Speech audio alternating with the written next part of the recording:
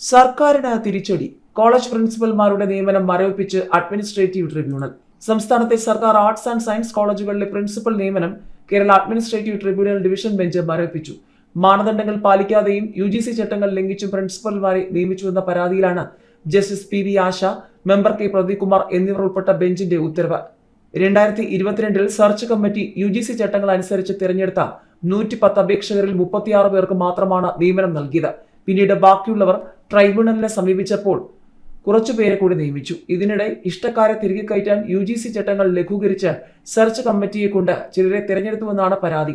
പ്രിൻസിപ്പലാകാൻ 15 വർഷം അധ്യാപന പരിചയവും UGC അംഗീകൃത പ്രസിദ്ധീകരണങ്ങളിൽ 10 പ്രബന്ധങ്ങളും 110 റിസർച്ച് സ്കോറും വേണം. എന്നാൽ UGC ചട്ടങ്ങളിൽ വെള്ളം ചേർത്ത് സംസ്ഥാന സർക്കാർ ഇതുവരെ 3 ഉത്തരവിറക്കി. മതിയായ യോഗ്യതയില്ലാത്തവരെ കൂടി റാങ്ക് പട്ടികയിൽ ഉൾപ്പെടുത്തി നിയമനം നടത്താൻ വേണ്ടിയായിരുന്നു ഇതെന്നാണ് ആക്ഷേപം. ഇതിനെതിരെ 2022 സെലക്ഷൻ ലഭിച്ചവർ വീണ്ടും കോടതിയെ സമീപിച്ചപ്പോൾ സർക്കാരിന്റെ നിലവിലെ ലിസ്റ്റ് റദ്ദാക്കിയിരുന്നു. ചട്ടങ്ങൾ പാലിച്ചുള്ള സെലക്ഷൻ കമ്മിറ്റി ഉണ്ടാക്കാനും 2022 തിരഞ്ഞെടുത്ത 110 പേരിൽ ഇനിയും നിയമനം ലഭിക്കാത്തവരിൽ നിന്നും പുതിയ നിയമനം നടത്താനും ട്രിബ്യൂണൽ സർക്കാരിന് നിർദ്ദേശം നൽകിയിരുന്നു. ചട്ടങ്ങൾ ലഘൂകരിച്ചതിന്റെ അടിസ്ഥാനത്തിൽ മാനദണ്ഡങ്ങൾ പാലിക്കാതെ നടത്തിയ നിയമന പട്ടികയാണ് ഇപ്പോൾ കോടതി മരവിപ്പിച്ചത്. ഹർജിക്കാർക്ക് വേണ്ടി M ഫത്ഹുദ്ദീൻ ഹാജരായി. കേരളത്തിൽ സർക്കാരിന്റെ പല വിധത്തിലാണ് തിരിച്ചടി. എന്നിട്ട് മുഖ്യമന്ത്രി പിണറായി വിജയൻ പറയുകയാണ് അമേരിക്കയെ പോലും വെല്ലാൻ പാകത്തിൽ കേരളം വളർന്നുവെന്ന്.